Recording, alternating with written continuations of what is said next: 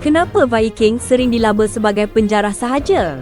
Dalam banyak cerita dan filem, Viking digambarkan sebagai bangsa ganas dan kejam. Namun sebenarnya, Viking ialah masyarakat dari Skandinavia iaitu Norway, Sweden dan Denmark yang hidup sekitar abad ke-8 hingga ke-11 dan peranan mereka jauh lebih luas daripada sekadar berperang.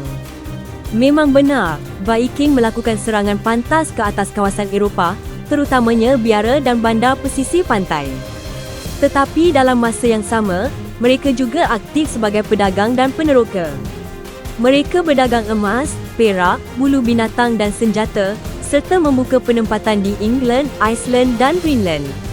Kapal Viking yang ringan dan laju membolehkan mereka berlayar jauh untuk berniaga, meneroka dan berhubung dengan tamadun lain. Jadi, Viking bukan hanya penjarah, mereka juga pedagang bijak dan pelayar hebat. Follow sejarah ringkas untuk lebih banyak fakta sejarah.